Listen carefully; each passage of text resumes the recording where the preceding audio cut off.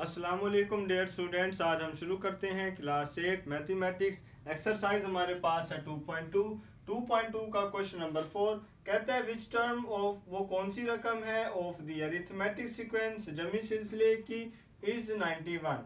मतलब ये सीक्वेंस दिया हुआ है 91 जो है, इस सीक्वेंस में किस नंबर पर है वो नंबर जो है हमने फाइंड करना है। मतलब यानी कि जैसे 1 जो है वो फर्स्ट नंबर पर है, 4 जो है सेकंड नंबर पर है, 7 जो है वो थर्ड नंबर पर है।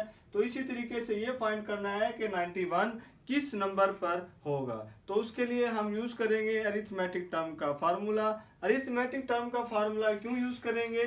क्योंकि जो हमारे पास ये सिलसिला दिया हुआ है ये हमारे पास जो है अरिथमेटिक सीक्वेंस है, इसीलिए हम यहाँ पर अरिथमेटिक टर्म का जो है फार्मूला यूज करेंगे। तो फार्मूला है अरिथमेटिक टर्म का a n is equal to a one plus into n minus one into d. अब इस फार्मूले में जो है हम वैल्यू को पुट करते हैं।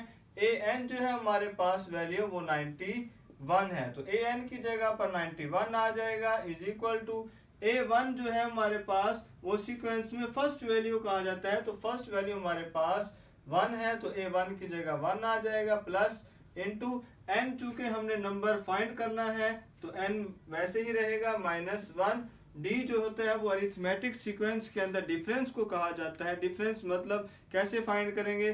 डिफरेंस सीक्वेंस में second value minus first value. तो इस सीक्वेंस में जो फर्स्ट वैल्यू है वो 1 है, सेकंड वैल्यू 4 है, तो डी बराबर है second value minus first value. अब 4 में से -1 करें, हमारे पास आंसर आता है 3, तो डी की जगह पर हम 3 को पुट कर देते हैं। अब 91 इज इक्वल टू 3 जो है n-1 से मल्टीप्लाई होगा, 1 प्लस 3n के साथ मल्टीप्लाई होगा, 3n आ जाएगा, 3 -1 से मल्टीप्लाई होगा, -3 आ जाएगा। 91 इज इक्वल टू, अब जो सेम वैल्यू है उसको सॉल्व करते हैं। सेम वैल्यू जो है वो +1 और -3 है, तो +1 -3 +3n ऐसे ही लिख देंगे, क्योंकि 3n के साथ कोई भी जो है सेम वैल्यू नहीं है, तो हम इसको वैसे ही लिख देंगे। अब 91 इज इक्वल टू +1 -3, हमारे पास आंसर आता है -2 प्लस 3n। अब -2 को जो है हम दूसरी तरफ ले जाएंगे। -2 को दूसरी तरफ क्यों लेकर जाएंगे?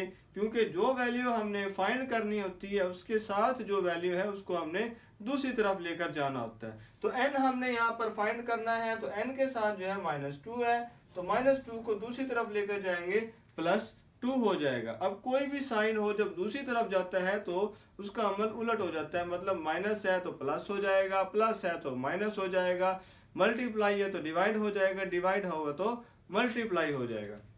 अब -2 है दूसरी तरफ जाएगा तो +2 हो जाएगा इज इक्वल टू 3n। अब 91 +2 हमारे पास यहाँ आता है 93, अब 3n।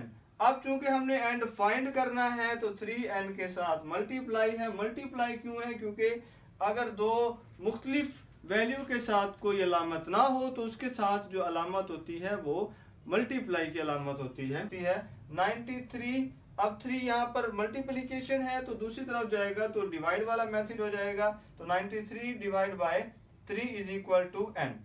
अब 93 जो है वो 3 से डिवाइड होगा, 3 3 दा 9, 3 1 दा 3, तो n इज इक्वल टू हमारे पास आंसर आता है 31। तो 91 जो है सीक्वेंस में किस नंबर पर होगा? 31 नंबर पर होगा। तो हम कह सकते हैं hints 91 is the 31 term of the arithmetic sequence, यानी 91 जो है वो जमी सिलसिले में 31 नंबर पर होगा, 31वें नंबर पर होगा। अब हम आते हैं क्वेश्चन नंबर 5 की तरफ। क्वेश्चन नंबर 5 भी जो है क्वेश्चन नंबर 4 की तरह सेम वैसे ही जैसे हमने क्वेश्चन नंबर 4 को सॉल्व किया है। तो देखिए क्वेश्चन नंबर 5 कहता है विच टर्म, वो कौन सी रकम है, ऑफ द अरिथमेटिक सीक्वेंस जमी सिलसिले की इज 62।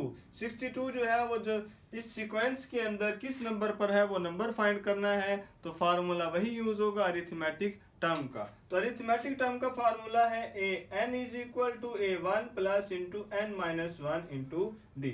अब वैल्यू को पुट करते हैं।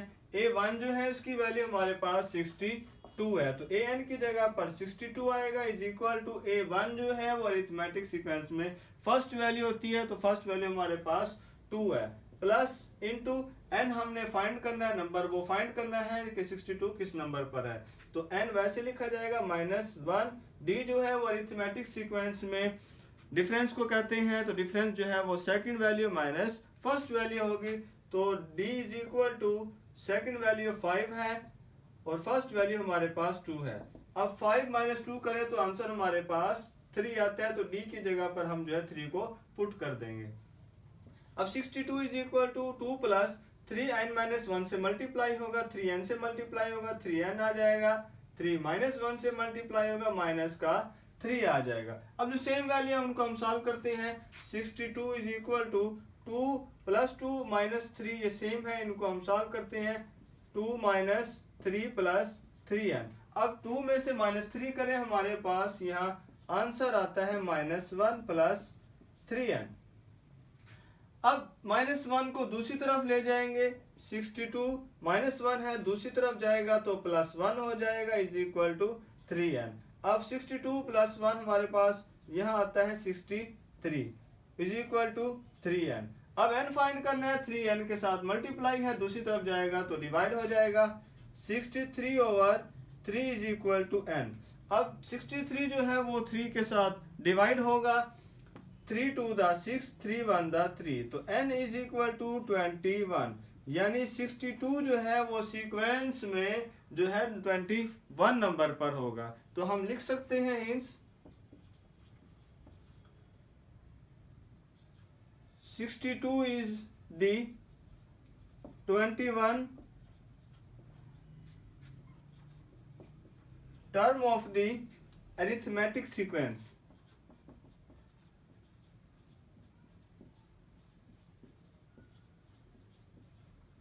तो होप स्टूडेंट्स आपको आज का लेक्चर पसंद आया होगा। तो इसी के साथ हम मिलते हैं नेक्स्ट वीडियो में। अल्लाह हाफिज़।